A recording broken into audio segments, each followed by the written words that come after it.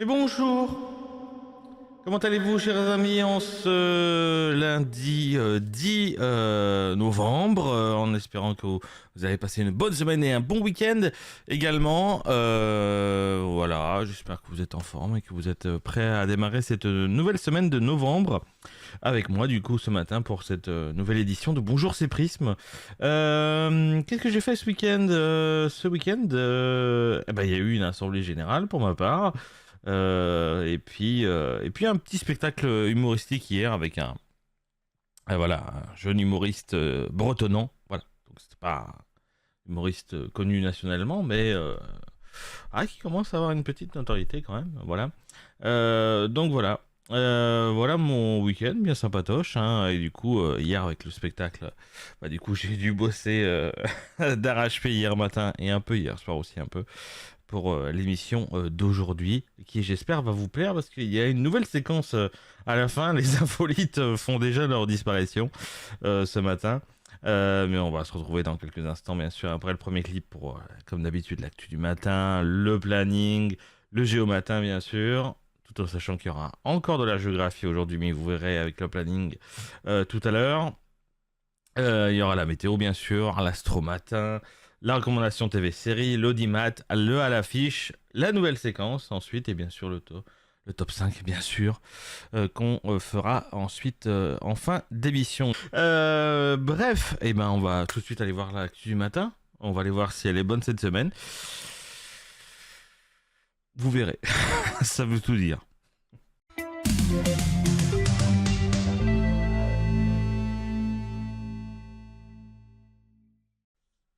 Il n'y a pas que des mauvaises nouvelles. Bah si. Bah si, en soi-même. À mon sens, si, quand même. À mon sens, si, quand même. On démarre tout de suite avec cette première info, évidemment. Avec l'actu du matin, évidemment, mercredi dernier à 8h45 sur l'île d'Oléron, dans la Charente-Maritime, si vous savez pas où c'est. Un automobiliste de 35 ans a été intentionnellement percuté plusieurs piétons et cycliste sur un trajet entre les communes de Dolu-Oléron et Saint-Pierre-d'Oléron.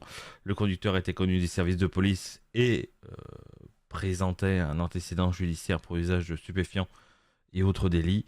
Le bilan des victimes reste incertain, mais plusieurs sources font état d'au moins 5 à 10 blessés, dont 2 en urgence absolue. Lors de sa garde à vue, le suspect a déclaré avoir suivi les ordres d'Allah et d'entendre des bruits bizarres. Une expertise psychiatrique a révélé une altération du discernement. Les enquêteurs n'ont pourtant pas encore retenu de lien avec des organisations terroristes et le parquet national antiterroriste n'est pas saisi du dossier pour l'instant.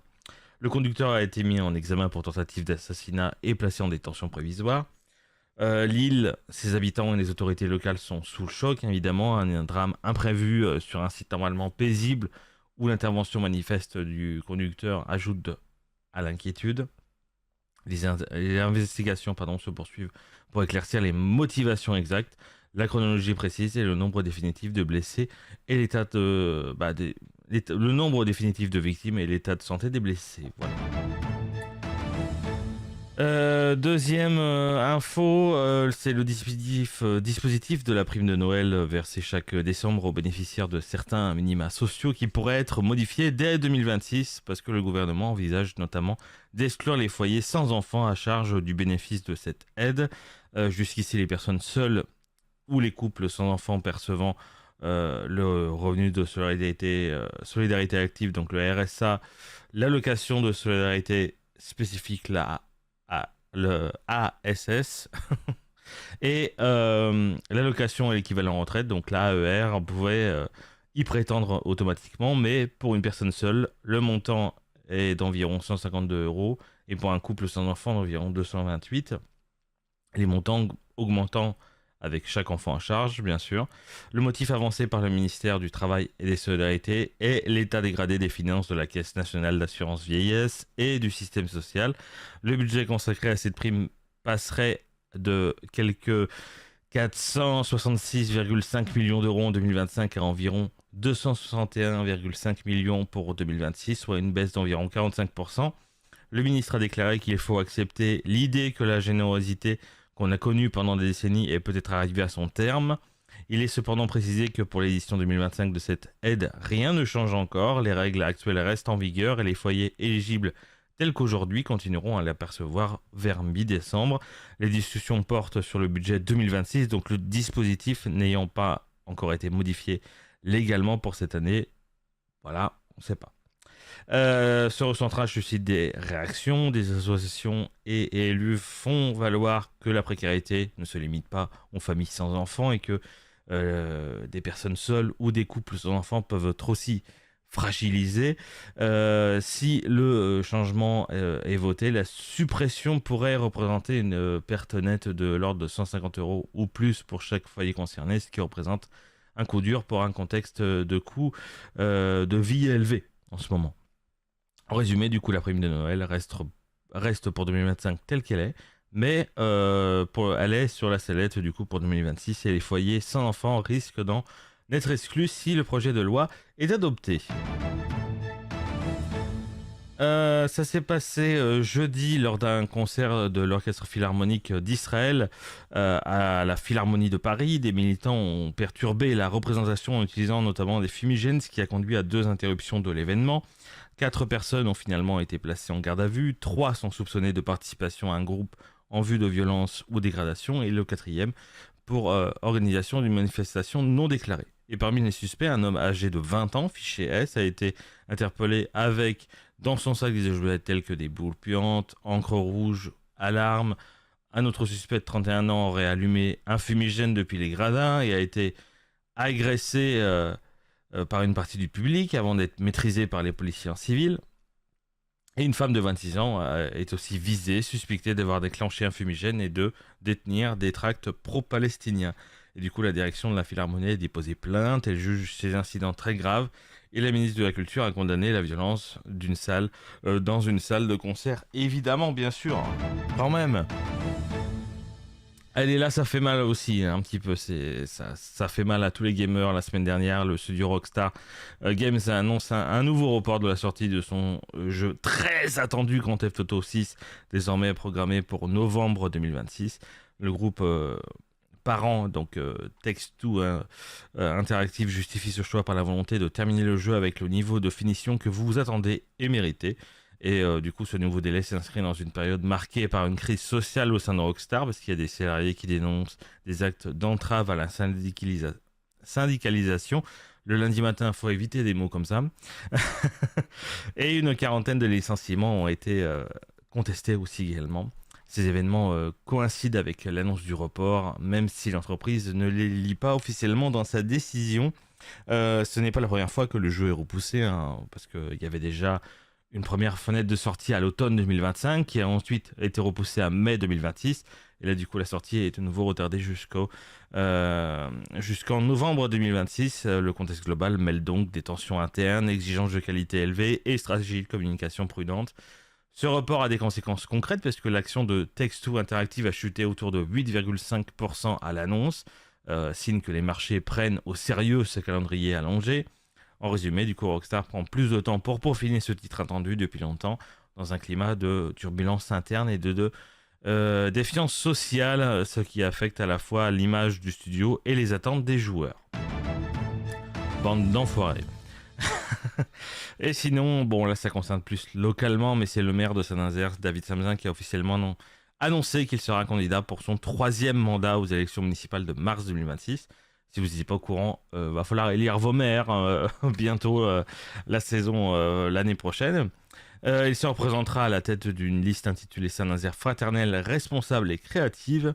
Il souhaite s'appuyer sur la stabilité de l'équipe actuelle, donc la première adjointe Céline Girard-Raffin qui devrait rester en place, ainsi qu'une majorité des adjoints afin de prolonger la trajectoire engagée depuis 2014. Dans cette perspective, sa liste entend rassembler des membres du Parti Socialiste ainsi que des personnalités issues du Parti Radical de Gauche, de Place Publique et de l'Association pour Saint-Nazaire.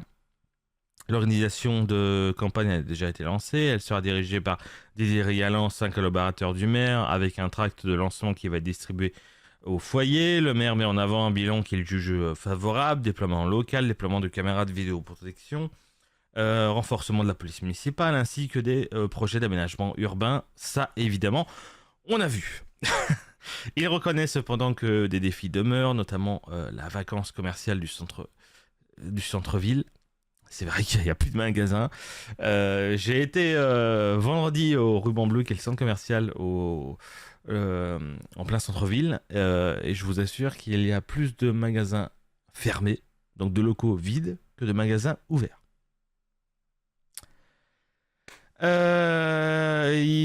Autre défi qui demeure, la tranquillité publique, évidemment à Saint-Nazaire, hein, ce qui est compliqué, l'accès à la santé et l'isolement aussi de certains publics.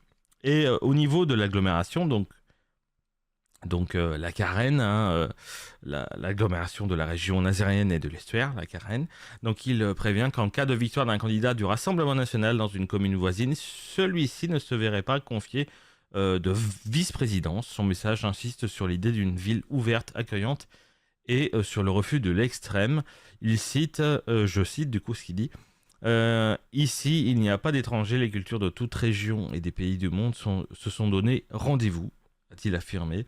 Et en conséquence, en résumé, ce candidat sortant qui joue la carte de la continuité maîtrisée, d'un bilan revendiqué tout en pointant des faiblesses encore à combler et en positionnant sa liste dans une vision de stabilité, ouverture et modération. Moi, j'attends de voir le programme du maire, savoir si... voilà. Pour moi, pour la mairie, pour une municipale, on regarde pas forcément le parti auquel il est, pour certains peut-être, mais moi je regarde d'abord ce qu'il veut apporter à la ville avant de voir de quel parti il est. Voilà. Ça pour moi, ça passe outre. Pour la mairie, pour moi ça passe outre. Quand même. Vaut mieux voir ce qu'il apporte d'abord à la ville qu'à son parti. On s'en branle un tout petit peu. Mais bon, on verra bien. Voilà, en tout cas, ce que c'était les infos du jour, voilà, dont je voulais parler, évidemment. On y va pour le planning de la semaine, ça vous dit? Let's go.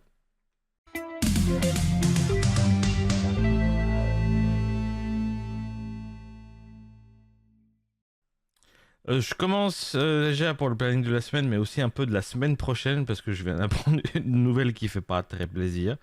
On m'annonce une intervention d'entretien sur ma ligne, donc maintenance du réseau fibre, la semaine prochaine, donc possiblement pas de live la semaine prochaine. Donc voilà, ça va être compliqué. On m'annonce une intervention du 17 au 20. Génial, 3 jours sans internet, ça va être sympa ça. Merci beaucoup Fré. Je vais contacter Xavier Niel et puis vous allez voir comment ça va se passer. Ah voilà, possiblement pas de live la semaine prochaine, bon ça fait chier mais c'est comme ça.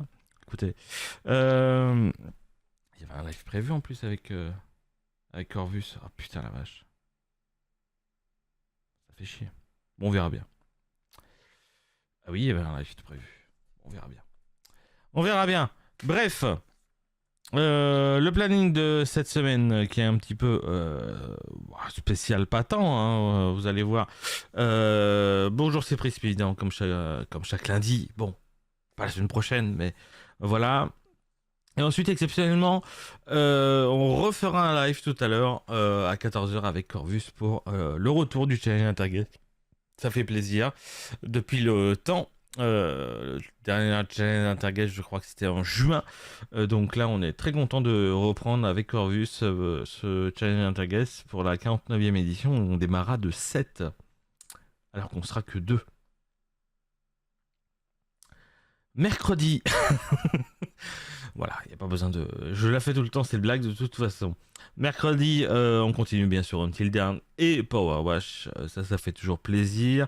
Et vendredi, on ira faire un petit peu de Sims 4 avec un nouveau concept qui est arrivé sur les Sims et voilà, vous verrez cela. Et puis on commencera peut-être Watch Dogs, il serait peut-être temps parce que depuis le temps qu'il est annoncé, ça fait 2 semaines. Là, ça va faire du coup la 3e semaine qu'il est annoncé. On n'a toujours pas redémarré, on n'a toujours pas démarré Watch Dogs premier du nom.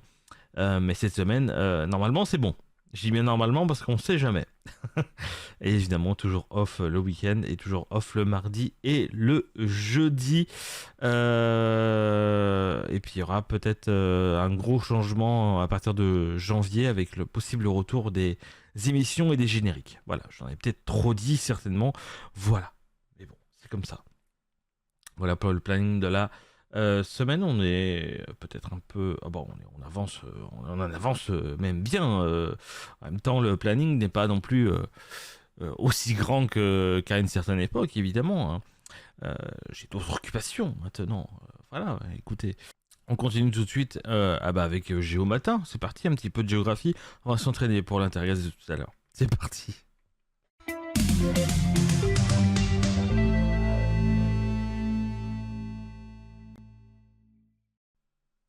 Et comme d'habitude, évidemment, petite musique de fond, bien sûr.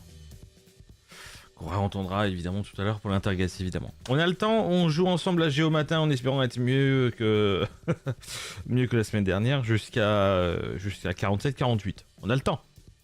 On a 20 minutes là. L'intergaz, enfin l'intergaz. De Géomatin, pardon. Je suis déjà à 14h moi. Let's go. Hop, on continue bien sûr. Comme d'habitude, le petit Saint-Nazaire pour commencer. On est à Sainte-Anne.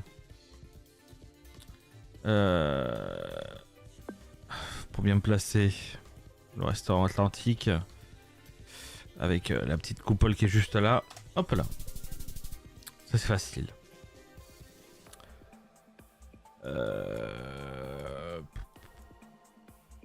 Par rapport au bâtiment, le bâtiment en vert, c'est le quartier de la Minée. Le bâtiment vert, il est le... Je crois que c'est celui-là, je crois que c'est le Heurt. Du coup, si on le voit au bout d'une impasse, ça doit être celle-là. Du coup... Ah bah oui, évidemment, dès que je me retourne, là c'est plus simple. La rue du Fort, c'est celle-là. Allez, on est à l'entrée pratiquement.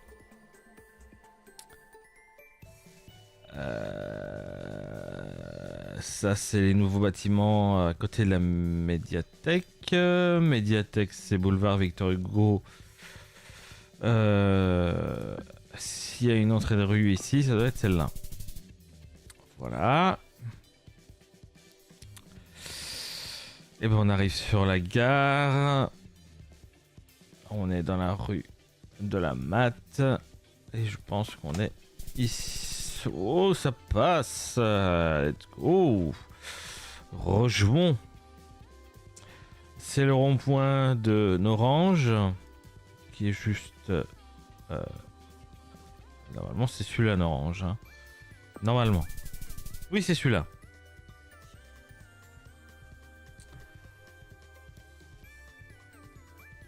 Ah bah... L'entrée... sauf que là, pour se placer... Je crois qu'on l'a fait l'autre jour. Pratiquement milieu. Ah oui, c'est vrai qu'il est marqué sur le parking. À chaque fois, on se fait avoir. L'enseignement Coco Braise, qui n'existe plus aujourd'hui. Donc, au bout du boulevard de la rue du commandant Gatté. Et on est au boulevard Jean Mermoz. Ouais, on est au premier. Ouais, on est au premier bâtiment, ouais. Et ben là c'est bon, j'ai perdu. Le clos de...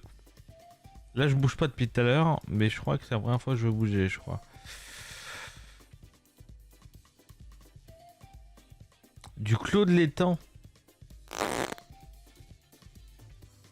Ouais, puis je suis pas sûr que j'ai pris la bonne direction, moi. Rue du clos de l'étang.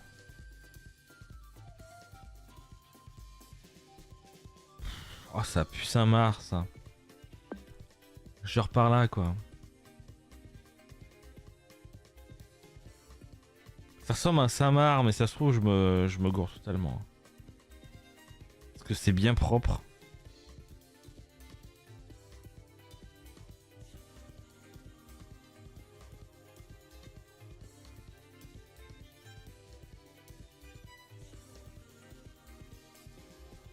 Avec sortie Saint-Nazaire, là. Je connais pas du tout ce qu'on a. Une sortie Saint-Nazaire, une sortie... Ah ouais. Alors là, je connais pas du tout pas cette route-là.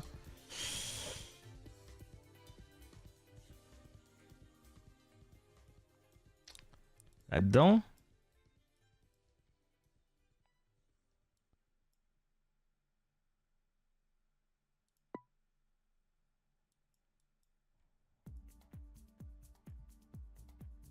Ça me dit rien du tout. Alors là, c'est vraiment un coin de Saint-Nazaire que je connais pas.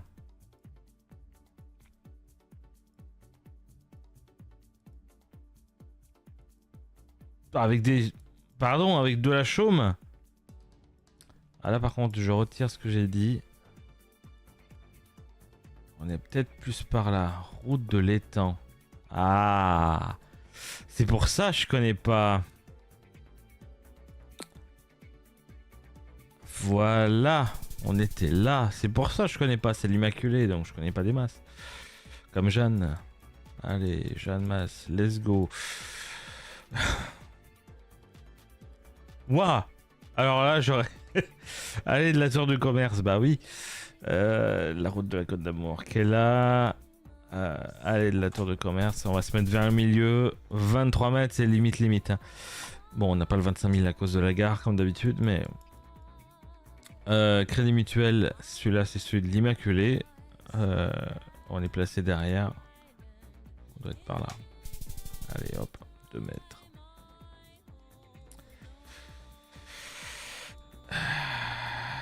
C'est pas la route du Monsieur Pipi, bah oui, c'est ce que je dis à chaque fois. Quand je tombe là, c'est l'allée de Monsieur Pipi, Côte d'Amour, c'est... je sais plus, je crois que c'est les érables. Et non, c'est les mimosas, à chaque fois je me gourre. Oula. C'est l'école... Oui. C'est Marie Curie, ça. Oui. Oui, c'est Marie Curie. Du coup, on était un petit peu dans cette rue-là. Hop là. J'adore les impasses. Pas du tout. Pas du tout. Chemin du Grand Gavi. Ok, on est pas loin de... Ok. On doit être au bout là.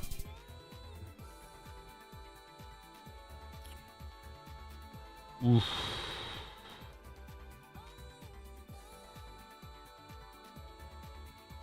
Allez, des Jacinthes. Ah bah on est... Bah oui. Ok. Allez, des Crocus. Jacinthe, Crocus. On va se mettre au milieu, on était à peu près là. Voilà. Je savais pas qu'il y avait des baraques aussi jolies.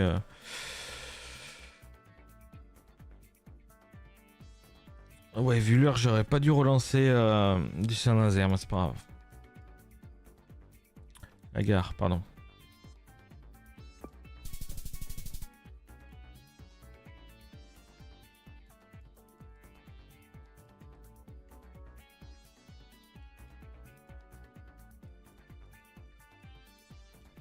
Alors là...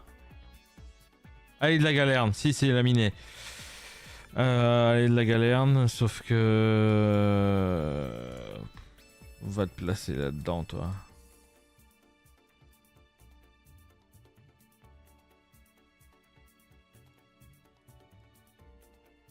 Voilà, je dirais, mais non, ouais, on était dans la... Tant pis, c'est pas grave. Bah si un camion Leclerc à côté d'un... Voilà, Ferrari. Pardon. On doit être forcément là.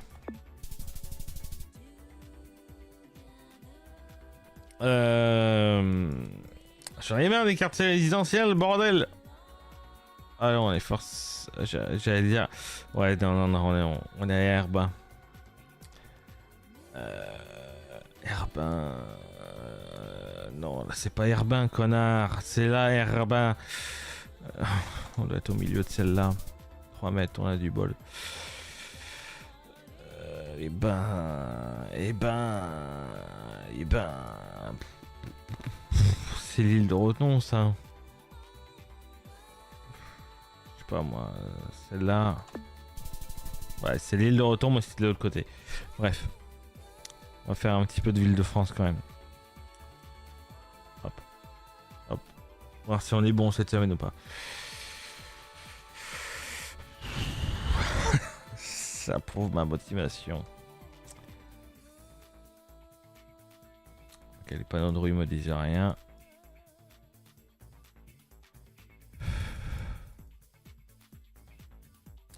« 04 ». Le sud-est. Mairie de Mâcon. Ouais.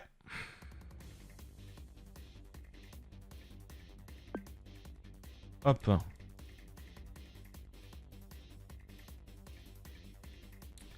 Ok, conservatoire. Ouais, il y a du gros bâtiment là et tout. Conseil général, préfecture. Ça va se trouver ça. Est-ce que c'est au centre-ville ça? C'est pas dit hein.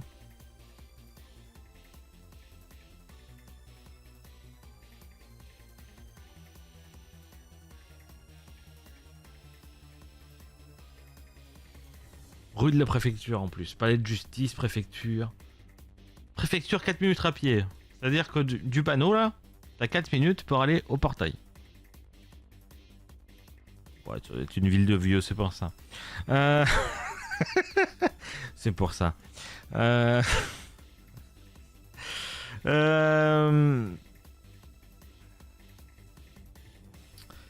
rue de la préfecture.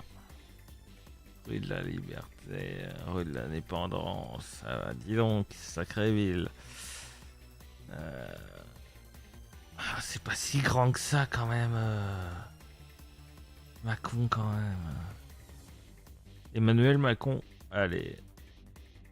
Ouais, Emmanuel très con surtout.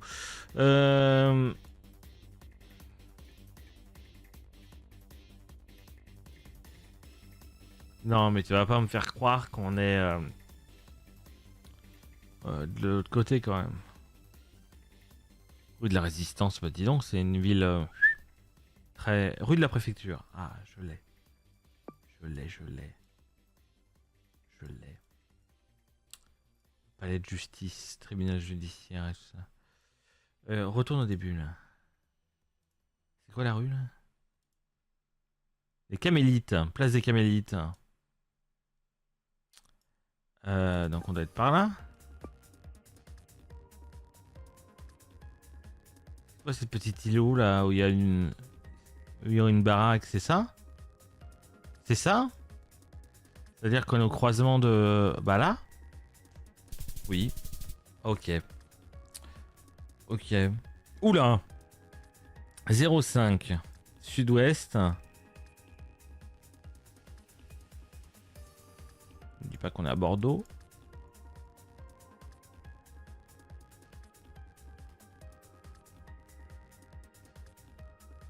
Je vais le tenter, hein, parce que hostile... dirait Bordeaux. Pas sûr, hein, mais bon.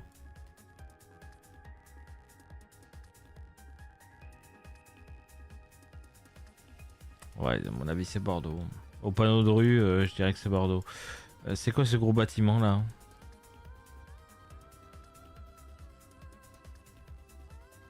C'est une église, très certainement. Une grande place. Ah non, attends.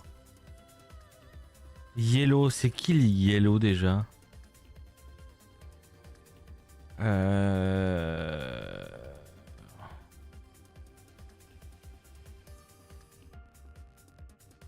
Rochelet, La Rochelle. Rien dit.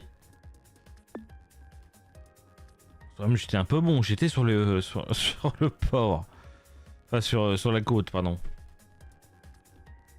Cathédrale Saint-Louis, est-ce que ça correspondrait? En vrai ça pourrait. Hein. En vrai de ouf. Hein. Devant le Orpi. Hop et... Je Je vois pas le harpie, c'est ça? Non, mais je suis sûr que c'est ça. Ouais, c'est ça. Il est pas indiqué, mais il doit être par là. Ok.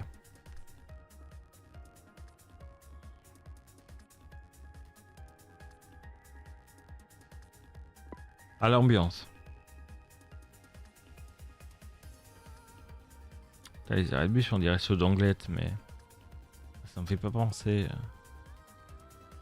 Chambre d'agriculture. Je dis pas que c'est le sud-ouest. Non, non, c'est pas les panneaux de. Non, c'est pas les panneaux de rue de. Non. Non, c'est pas les. Non. C'est bon.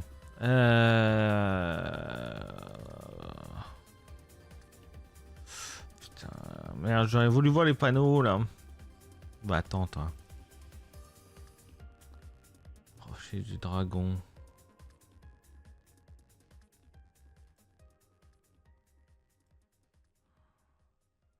Avignon. Centre-ville. Je veux bien, mais de quelle ville?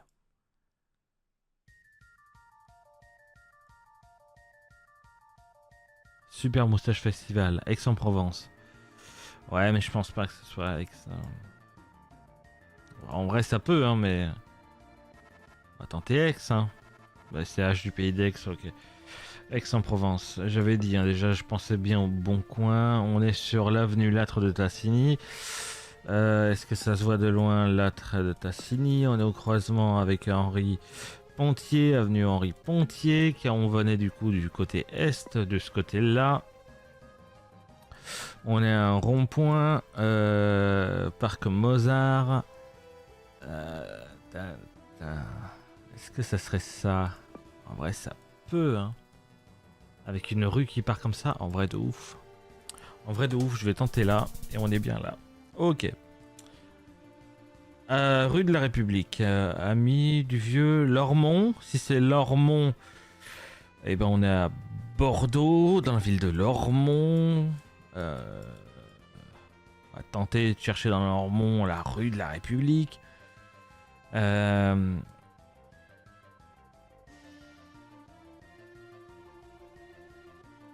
rue de la République. Si on arrive à faire un... Oh putain, square. Ah putain. Ouais, dommage, j'y arriverai pas. Quoique, c'est un musée. C'est un musée. C'est censé être indiqué. Ah bah, on est juste là. Voilà. Allez, on no move. Hein.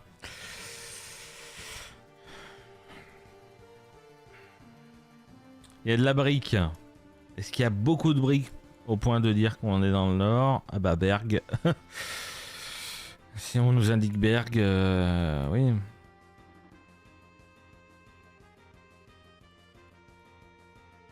Boulevard Vauban, il y a des rails. Il y a un rail, mais est-ce qu'il va être indiqué? Ouais, c'est un ancien quand même. Ouais, ça pue le nord de ouf. En vrai de ouf. Dunkerque. On a un cours d'eau là.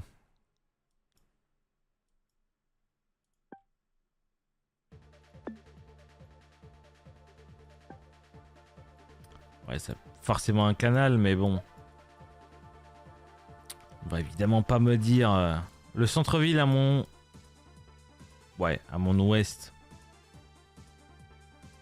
Ok, si tu veux. En vrai, ça peut correspondre ça avec un rail là comme ça. Non, non, non, non. Non, non, pas du tout. Pas du tout, pas du tout. On n'avait pas dit le nom de la rue? Le boulevard Vauban, si, boulevard Vauban. Mais peut-être pas celui-là. Rue Waldeck-Rousseau. Waldeck-Rousseau qui se mélange avec le boulevard Vauban. On est pas loin d'un cours d'eau. On est sur Dunkerque.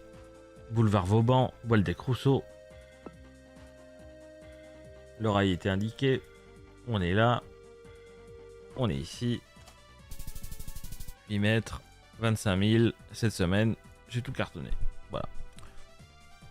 On est prêt pour l'interguest de tout à l'heure, hein, écoutez. Normalement, je défonce Corvus tout à l'heure. Normalement, c'est good. Et on a une petite minute d'avance. Si ça, c'est pas plaisant, c'est nickel, tout simplement. Bref, et on continue tout de suite avec la météo. Écoutez, voyons voir.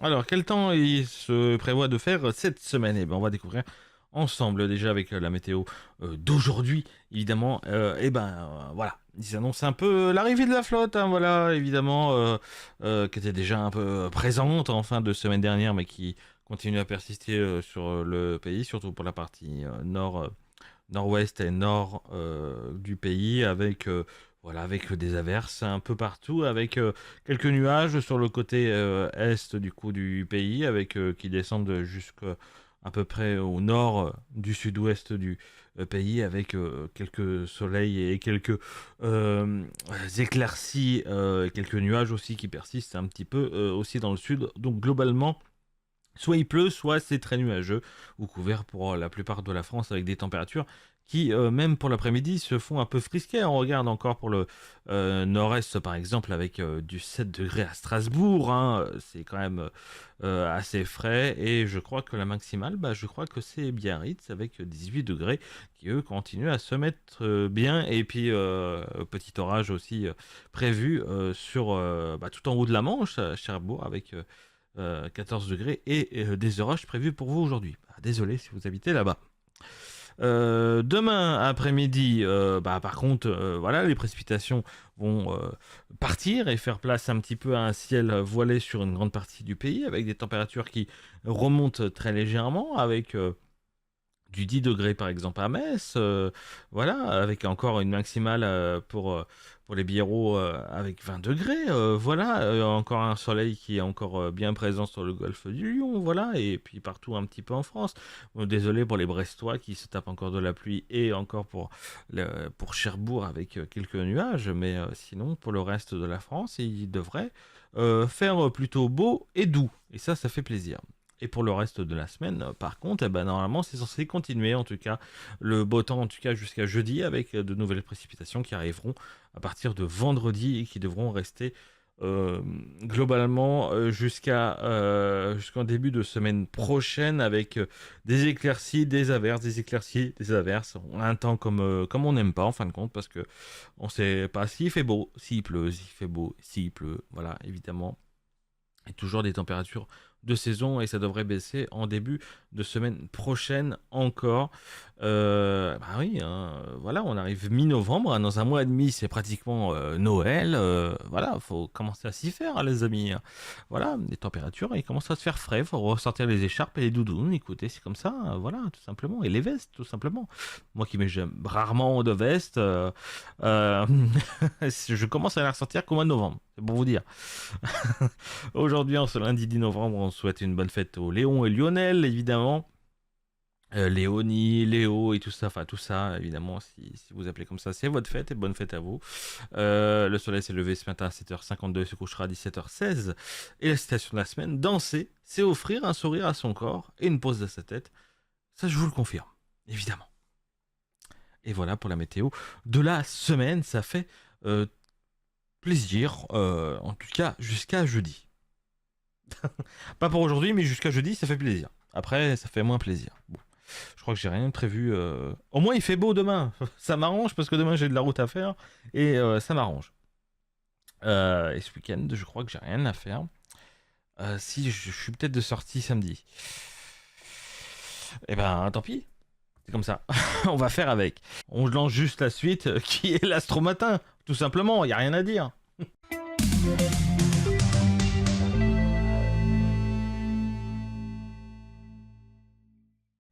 Et voyons voir ce que les astres nous réservent cette semaine. Déjà, musique. Pour les béliers en amour, c'est 4 étoiles, tu vibres comme une playlist de fin de soirée. Un peu de passion, un peu de nostalgie et beaucoup d'improvisation. Célibataire, une rencontre t'étonne, surtout te déroute également. Pour le travail, c'est 2 étoiles, tu veux aller vite, mais le monde autour de toi semble en ralenti. Du coup, respire et compte jusqu'à 3. Ou 10.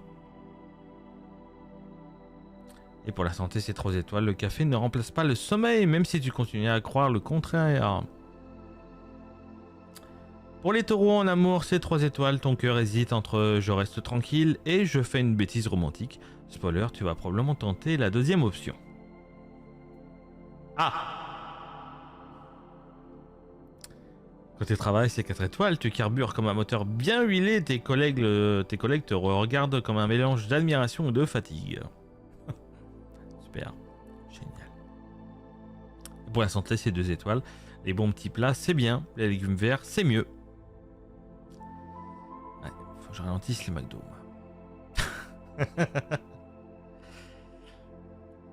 Pour les Gémeaux en amour, c'est 2 étoiles. Ton charme opère, mais sur les mauvaises personnes, et du coup la confusion règne, façon sitcom sentimentale. Pas bon ça. Pour le travail, c'est 3 étoiles. Tu brilles, puis tu oublies pourquoi. Et du coup, reste concentré au moins 5 minutes. Au moins. Et pour la santé, c'est 4 étoiles. L'énergie revient. Tu pourrais presque te remettre au sport. Mais pas trop vite, hein. Doucement. Pas forcé non plus. Pour les cancers en amour, c'est 5 étoiles. Romantique, attentionné, presque irrésistible. Tu es la star de la semaine. Côté cœur, profite avant que la lune ne t'envoie des humeurs changeantes. Pour le travail, c'est 3 étoiles. Tu fais ton job sérieusement, mais ton esprit rêve déjà du week-end. On est lundi, hein. Ça commence bien. Et pour la santé, c'est 3 étoiles également. Un peu de fatigue nerveuse et ça coupe. Pense à couper tes notifications avant minuit, ça t'évitera de scroller jusqu'à la fin d'internet. Pour les lions, en amour, c'est 3 étoiles. Tu veux être admiré comme tout le monde, mais tout le monde semble regarder ailleurs. Du coup, rassure-toi, la lumière reviendra. Et elle te va bien d'ailleurs. Pour le travail, c'est 5 étoiles. Tu régis d'efficacité, projet, idée, initiative, tout y passe. Et pour la santé, c'est 4 étoiles, en forme, à condition de ne pas confondre pauses et siestes de 3 heures. Pour les vierges en amour, c'est 3 étoiles, tu analyses trop. L'amour n'est pas un tableau Excel, même si tu adores les cases bien rangées. Pour le travail, c'est 4 étoiles, tu es organisé, précis, efficace. On dirait que tu as avalé ton agenda, bravo. Et pour la santé, c'est 3 étoiles. Attention à la tension nerveuse, pas artérielle. Relâche un peu le contrôle. Pour les balances en amour, c'est 4 étoiles. Petite dispute, grande réconciliation. Voilà, vous allez réconcilier. C'est votre cardio sentimental et vous adorez ça. Allez, let's go. C'est le lundi matin, j'évite de mettre des mots compliqués le lundi matin. Côté travail, c'est 2 étoiles par contre. Trop de réflexion, pas assez d'action, tu veux plaire à tout le monde, mais ton patron, mais surtout à ton patron apparemment. Et pour la santé, c'est 3 étoiles, un besoin urgent de douceur, t'es chaud, plaide et zéro culpabilité. Ça, j'ai réussi à le dire. Pour les scorpions, en amour, c'est 5 étoiles intense, magnétique, dangereux. Ton aura fait des dégâts consensuels d'ailleurs. Pour le travail, c'est 3 étoiles, tu gères bien, mais attention à ne pas piquer trop fort tes collègues. Et pour la santé, c'est 4 étoiles. Excellente forme, mais n'en profite pas pour tester ta résistance au stress. Pour les sagittaires en amour, c'est 3 étoiles, tu cherches l'aventure, mais parfois l'amour, c'est juste faire les courses à 2. Et c'est chiant de faire des courses. Les magasins non, mais les courses, ouais, c'est chiant. Pour le travail, c'est 4 étoiles, bonne semaine pour concrétiser un projet. Si tu ne t'envoles pas avant la fin, bien sûr. Et pour la santé, c'est 2 étoiles. Ton corps te dit stop, mais ton moral répond allez, encore un café. Vaut mieux écouter le premier conseil. Hein. Pour les Capricornes en amour, c'est 2 étoiles un peu froid côté cœur. On dirait que tu as mis ton amour en mode hibernation. Pour le travail, c'est 5 étoiles. Tu bosses, tu avances, tu brilles. La productivité a trouvé son ambassadeur apparemment. Et pour la santé, c'est 3 étoiles. Un petit coup de mou, bah rien qu'une petite marche quotidienne ne puisse régler. Voilà. Pour les Verseaux, en amour, c'est 4 étoiles. Tes idées folles séduisent, ta logique un peu moins, mais tu restes irrésistiblement unique. Pour le travail, c'est 3 étoiles. Créatif, mais dispersé. Ton cerveau est un onglet Chrome avec 43 pages ouvertes. Faut faire le tri. Et pour la santé, c'est 4 étoiles. Bonne vitalité, même si ton sommeil fait parfois grève. Et pour finir, les poissons, en amour 3 étoiles, tu rêves d'un grand amour, mais tu t'endors avant la fin du film. Réveille-toi, il se passe des choses quand même, bordel, merde. Bien français ça.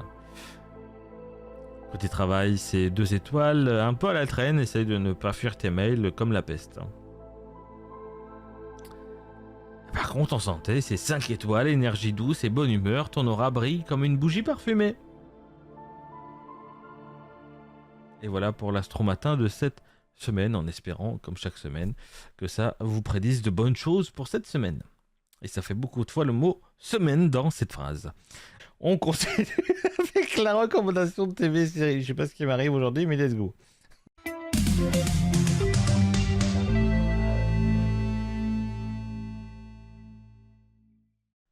Bref, recommandation télé, série pour aujourd'hui. J'ai étudié de nouvelles choses. Voilà, à vous proposer aujourd'hui. C'est parti. On va commencer bien sûr avec les séries comme d'habitude. Cette semaine, je vous recommande The Alibi ou The Alibi, tout dépend si vous le dites en français ou à l'anglais. Bien sûr, sur Prime Video. Voilà, c'est Vincent Cabrera. Héritier d'un empire médiatique qui est accusé d'avoir tué son mari, son rival, pardon, son mari, rien à voir, rien à voir, son rival, voilà, pour préserver du coup son nom. Il engage Stella, une danseuse au passé douloureux, pour jouer l'alibi parfait, mais ce qui commence comme un arrangement froid se mue en liaison dangereuse et bientôt mensonges, appétit et pouvoir et trahison menacent de tout faire basculer.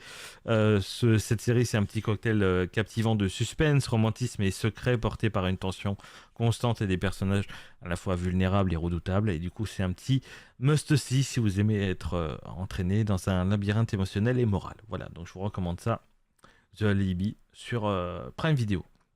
On continue avec Hightown sur Netflix, situé à Cap Cod. La série suit Jackie Quinons, je sais pas comment on dit, mais bon voilà, en tout cas c'est une agente fédérale au service de la pêche maritime dont la vie débridée bascule le jour où elle découvre le corps d'une jeune femme sur la plage. Du coup, plongée dans une enquête sur l'épidémie d'opioïdes local est confronté à ses propres dépendances, Jackie se retrouve au cœur d'un réseau criminel et de ses propres démons. Du coup, Hightown est une série type thriller puissant et atmosphérique portée par une performance remarquable de l'actrice principale et un décor iodé surprenant, évidemment, sombre, haletant et surtout addictif. Voilà. Troisième série que je vous recommande, c'est Murder sur Disney+. Donc on est plongé dans la vie d'une dynastie du sud des États-Unis, la famille Alex Murdaugh, donc qui est avocat influent en Caroline du Sud, voit son empire vaciller après un accident mortel de bateau impliquant son fils Paul. Alors que les secrets s'accumulent et que plusieurs décès mystérieux refont surface, le masque tombe et du coup la série dévoile avec tension et précision le glissement d'une façade de pouvoir vers un gouffre de corruption et de violence. Du coup, c'est une tension assez palpable, casting quand même assez de haut vol, et un scénario qui décortique le pouvoir, la culpabilité, la chute d'une famille à l'abri de tout jusqu'au moment où tout bascule. Et du coup, c'est une série incontournable pour les amateurs de true crime qui veulent un récit dramatique aussi élégant que glaçant. Voilà. Donc si vous aimez bien les meurtres, surtout en famille, n'hésitez pas. Et autre série, mini-série que je vous recommande cette semaine sur Netflix, c'est, est-ce que je vais réussir à le prononcer, Eviluse. Voilà, c'est comme ça. Euh, on est le 13 janvier 1993, c'est le ferry polonais MS Jean Lieuse qui prend la mer qui prend la mer vers la Suède, pris dans une tempête glaciale. Il sombre dans les eaux de la mer Baltique. À bord, passagers et équipage se battent pour survivre et à terre, les familles endeuillées engagent un combat pour la vérité. Cette mini-série polonaise en 5 épisodes mêle suspense, émotion et reconstitution spectaculaire. Pardon.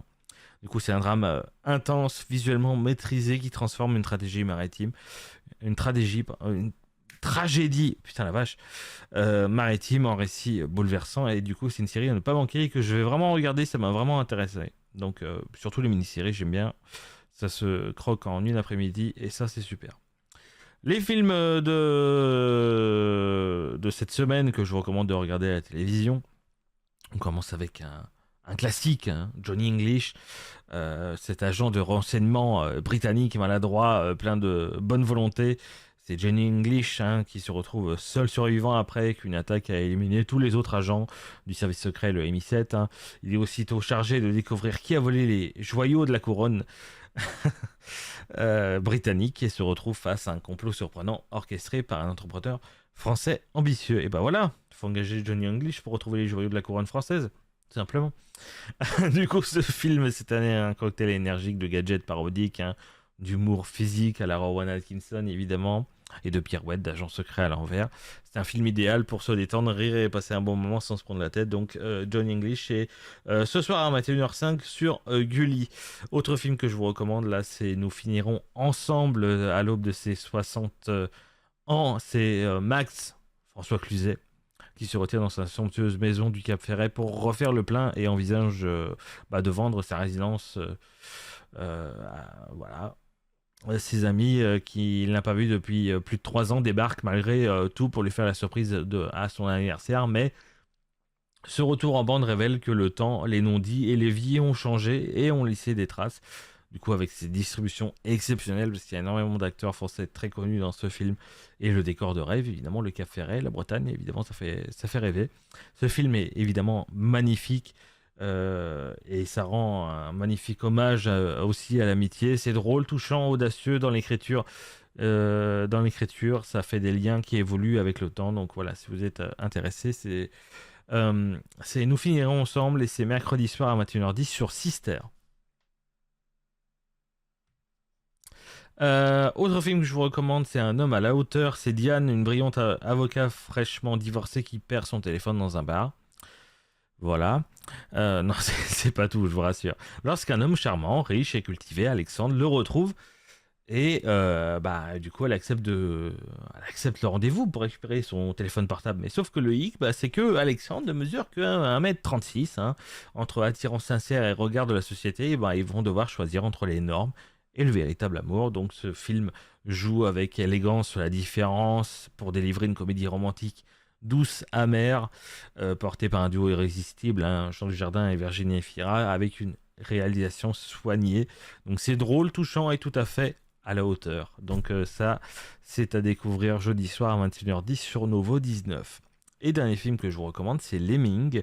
C'est Alain et Bénédicte, jeune couple installé dans une banlieue tranquille de Toulouse, qui invitent leur patron et leur femme, leur patron et sa femme, à dîner.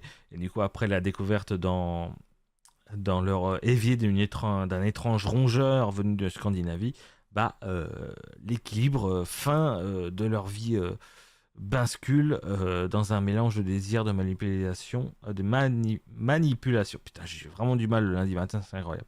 Et d'angoisse aussi également. Donc, Lemming, c'est un film trailer domestique aussi élégant qu'oppressant, porté par un casting remarquable. Hein. Il y a des Charlotte Gainsbourg, Charlotte Rampling. Voilà, c'est une mise en scène subtile, c'est une intrigue. L'intrigue trouble un petit peu notre confiance dans le quotidien et installe un petit malaise durable. Bref, c'est quand même un film à voir pour tous ceux qui aiment le suspense psychologique raffiné, Donc c'est Lemming et c'est samedi soir à 21h05 sur France 4. Pour une fois qu'il y a des films corrects sur France 4, c'est bien la première fois. Donc voilà ce que je vous recommande cette semaine pour les films à la télé et pour les séries sur les plateformes, en espérant qu'il y a des choses qui vous intéressent. Voilà. On continue avec les audimates de la semaine dernière, voir ce qui a le mieux marché. Et bon, on découvre ça ensemble.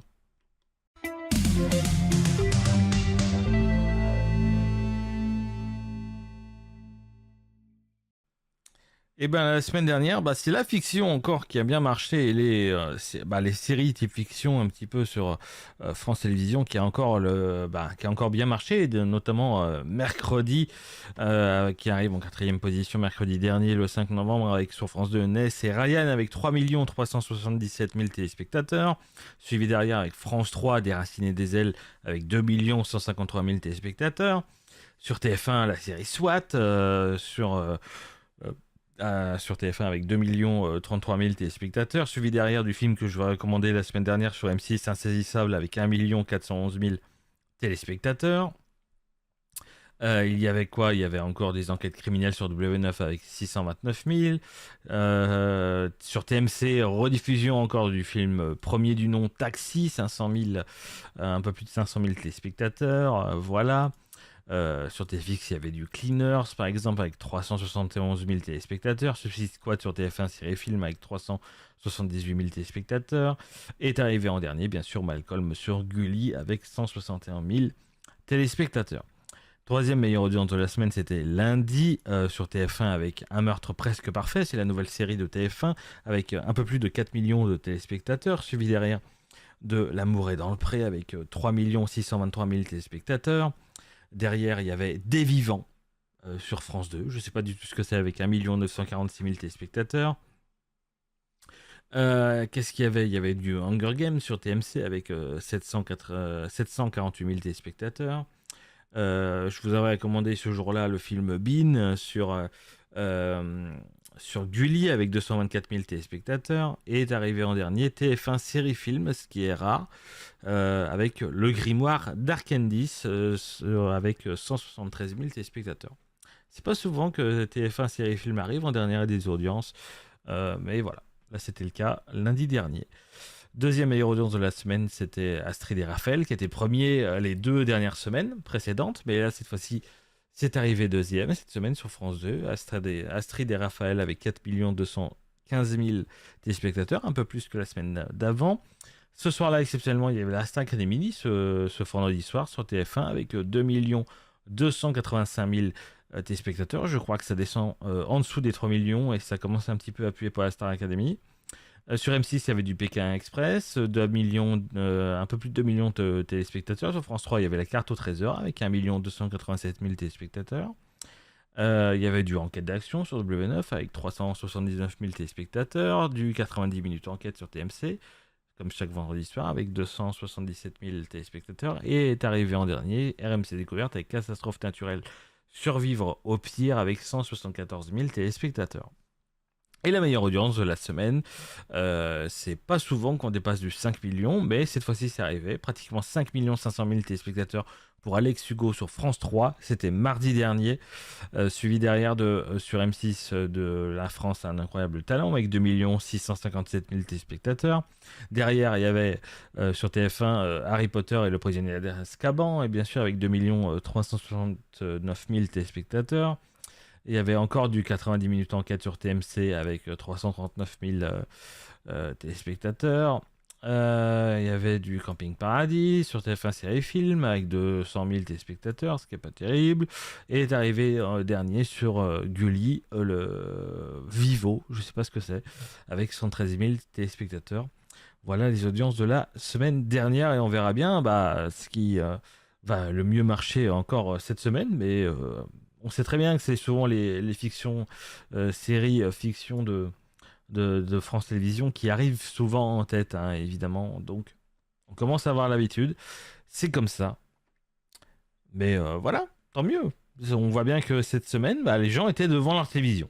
Voilà, on verra bien si la semaine prochaine vous êtes encore devant votre télévision, bien sûr. Ouais, et ben on continue tout de suite avec à l'affiche. Hein, on va voir ce qui sort cette semaine au cinéma.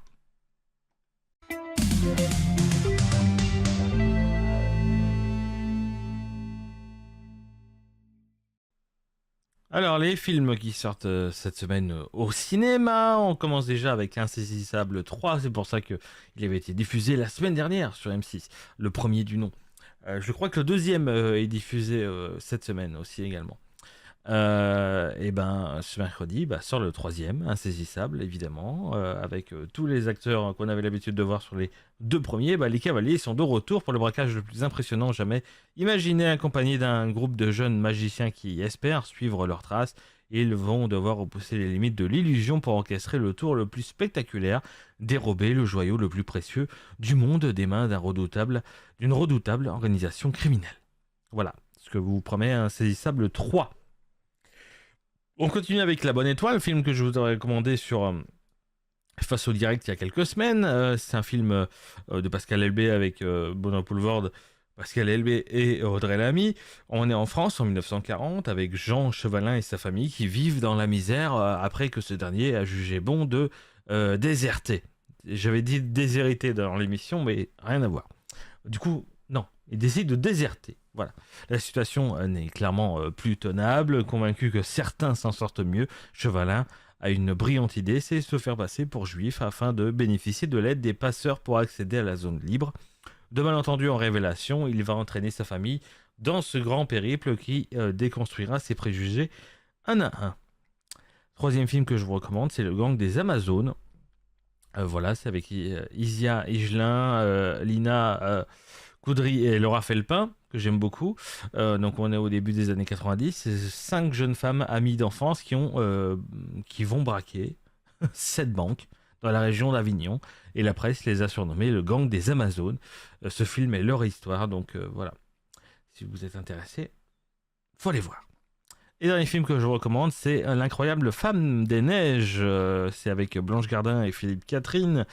C'est l'histoire de Colline Morel, intrépide exploratrice du pôle Nord qui voit sa vie partir à la dérive après des années passées à traquer ce Yeti auquel elle est la seule à croire. Elle se fait licencier et son compagnon la quitte. En pleine débâcle, du coup, Colline n'a d'autre choix que de rentrer dans son village natal. Elle y retrouve ses deux frères, Basile et Lolo, ainsi que son amour de jeunesse. Et du coup, des montagnes du Jura jusqu'à l'immensité des terres immuables du Groenland, une nouvelle aventure commence alors pour la incroyable Femme des Neiges. Voilà les 4 films que je vous recommande cette semaine au cinéma. Il faut aller au cinéma, ça fait plaisir. Voilà, c'est vrai que souvent il y a des films qui m'intéressent, mais j'ai jamais le temps d'y aller. Et il faudrait. Donc faites-le pour moi. Faites-le pour moi. Allez au cinéma et soutenez le cinéma français surtout. Surtout. On continue avec la nouvelle séquence. On vous parle de la télé, des séries, on vous parle des films, mais on vous parle jamais des spectacles. Voilà. Et aujourd'hui, c'est parti pour le spectacle. Et c'est parti pour le tour de scène.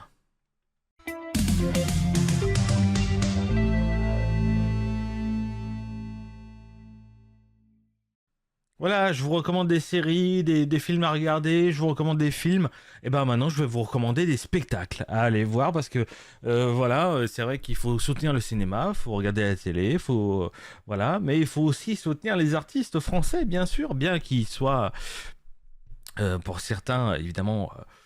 Il n'y a pas besoin, hein, l'argent rentre facilement, mais ça fait toujours plaisir aussi d'aller voir les artistes aussi, et bien sûr en spectacle, et pas forcément que musicaux. Je vais vous recommander aussi généralement, ça sera des spectacles musicaux et des one-man shows, des spectacles humoristiques à aller voir, évidemment, parce que c'est les spectacles qui, moi, personnellement, m'intéressent le plus à aller voir. Donc, c'est ceux que je vais vous recommander aussi d'aller voir. Et les spectacles que je vous recommande pour cette première du tour de scène, c'est Sola. On va commencer avec le premier spectacle qui est Santa, qui est en tournée après l'immense succès de son premier album solo, au recommencement reconnu comme album de l'année lors des victoires de la musique 2025, et bah Santa monte en puissance près et part à la conquête pardon, des plus belles scènes de France. Elle est fortement publicitée par le public. Elle s'impose aujourd'hui comme l'une des révélations francophones majeures de ces dernières années. Et cette tournée est une invitation unique à découvrir son univers authentique, puissant, électrisant. Et ce sera l'occasion de retrouver ses tubes comme Podcast Installé ou Recommencement évidemment. Mais aussi de vivre de nouvelles pépites en live avec dans les Zéniths. Qui seront en effervescence et aussi dans des festivals incontournables. Et elle en a fait déjà pas mal cet été et elle continue, et notamment avec quelques dates à ne pas manquer, notamment le 15 novembre prochain au Mans, le 16 novembre à Rennes, elle ira ensuite à Brest, le 12 décembre elle sera à Nantes par exemple, au Zénith de Nantes, pas loin de chez moi, le 10 mars elle sera à Lille, le 10 mars 2026 à Lille, elle passera encore pendant d'autres villes encore, hein. Elle sera à Rouen, à Caen, à Amiens, Orléans, et elle finira à l'Accor Arena le 2 avril 2026. Donc réservez vos places si vous aimez bien Santa ou si vous voulez découvrir son univers. Donc faites-le vite parce que les places partent très vite, apparemment. Voilà, c'est un concert à ne pas manquer, apparemment. Un petit spectacle humoristique avec cette jeune humoriste que j'ai découvert sur les réseaux sociaux, c'est Elena Agapétian avec son spectacle Ça valait le coup. C'est une explosion sur scène, hein. Elena Agapétian qui reprend la route avec son one-man show puissant, drôle et sincère. C'est un portrait sans filtre d'une femme qui assume ses choix, elle rit de ses erreurs et célèbre sa liberté.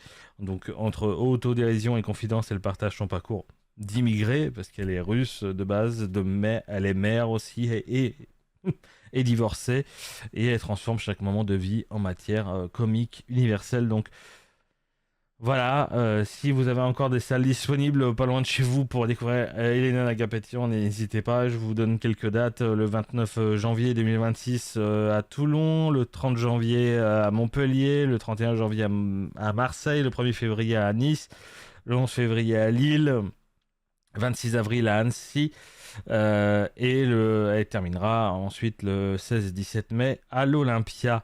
Donc si vous êtes intéressé pour découvrir Elena Agapétian, bien sûr. Troisième spectacle que je vous recommande, c'est Marine, bien sûr, avec sa première tournée Cœur maladroit, après avoir conquis le public en remportant la dernière saison de la Star Academy, putain, décidément. Et elle a publié son premier album Cœur maladroit en juin, et sa réédition qui arrive début décembre. Marine, du coup, s'élance sur les routes de France pour une tournée qui promet d'être à la hauteur de son univers émotionnel et sincère. Et sur scène, elle mêlera bien sûr ses nouveaux titres et ses premiers succès dans les salles aux quatre coins du pays. Chaque date, évidemment, sera l'occasion de vibrer, de partager et de s'immerger dans une ambiance musicale authentique. Elle commencera le 30 novembre à Nantes, j'y serai d'ailleurs également. Le 7 décembre, elle suivra à Montpellier, 11 décembre à Biarritz, le 12 décembre à Mérignac, le 13 décembre à Tours, le 14 décembre au Havre, et elle fera le 19 janvier l'Olympia. Donc les places sont disponibles dès maintenant, et ça part très vite, hein. Moi j'ai vraiment une place pas terrible à Nantes parce que c'est parti très très vite. En même temps, c'est la première date. Mais voilà. Si vous voulez voir Marine, profitez-en.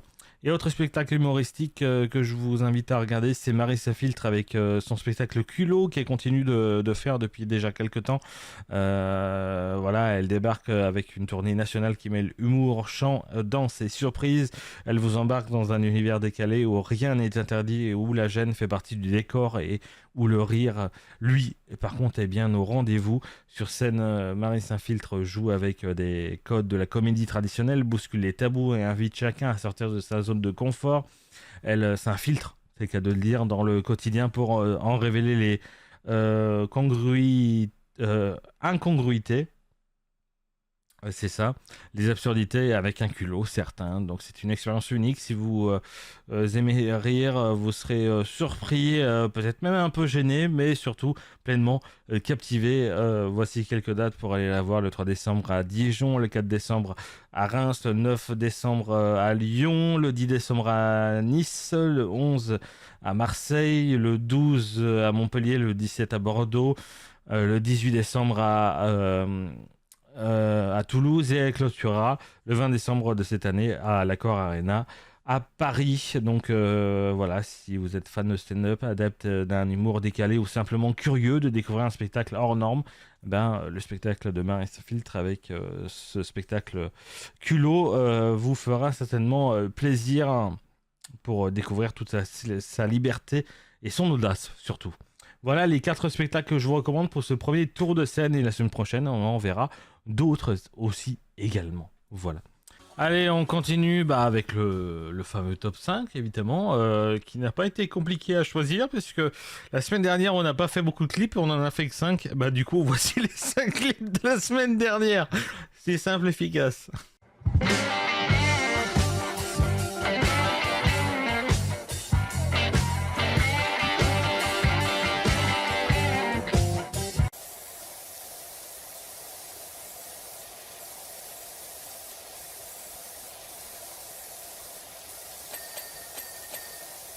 Waouh! Ah, les multidings là, ça fait bande nez!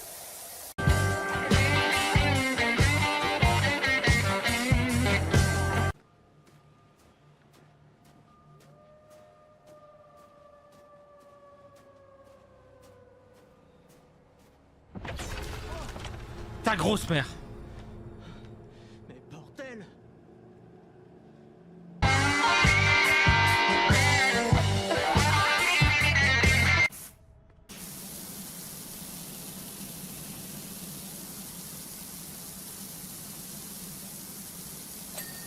Oh, m'a fait peur!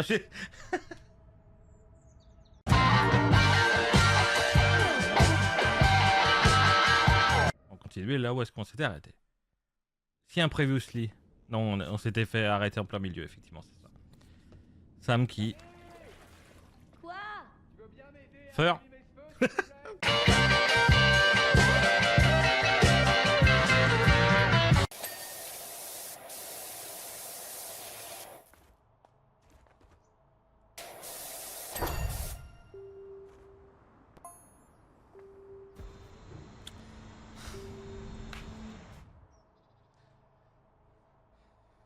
Nique ta mère, nique ta mère, nique ta mère, nique ta mère. Toujours plus de travail.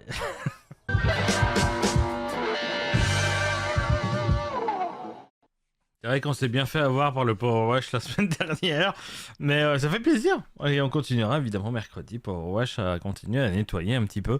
Et pour Until Dawn, on continuera aussi mercredi, évidemment. C'est-à-dire que tous les clips la semaine dernière ont été faits mercredi. Non, à part celui du Ding qui fait peur qui a été fait jeudi... non, vendredi. Voilà, vendredi, celui-là. Bref. Et voilà, on a terminé cette émission avec les Blackpink, toujours, évidemment, ça fait plaisir. Possiblement qu'on les retrouvera encore, j'allais dire la semaine prochaine, bah non. Bah non, parce que du coup, la semaine prochaine, il n'y aura pas pour des raisons de free. Voilà, merci beaucoup Free qui me coupe. Pour une maintenance, du coup, il n'y aura pas de bonjour, c'est Prisme, mais exceptionnellement, la semaine prochaine, on se retrouvera du coup dans 2 semaines, voilà. Le 24, évidemment, pour le retour de l'émission, évidemment, qui sera la dernière, je pense, de la saison 2025, puisqu'après, on se retrouvera qu'à partir de janvier. Voilà, on se retrouvera après que le 5 janvier, évidemment. Voilà, il y aura 6 semaines de pause, pratiquement. Bref, on va se laisser là pour l'émission d'aujourd'hui. Je vous souhaite à tous une excellente journée, un très bon lundi, une très bonne semaine. N'oubliez pas qu'on se retrouve tout à l'heure à 14h avec Corvus pour le challenge à la Grèce, bien sûr, 49e édition au départ de 7. Et puis sinon, si vous n'êtes pas là cet après-midi, on se retrouvera en tout cas mercredi pour la suite de Until Dawn et de Power Wash Simulator 2. Voilà. En espérant que cette émission vous a plu. Du coup, bon lundi, bonne semaine, à tout à l'heure ou à mercredi. Des bisous tout le monde. Salut. Des bisous.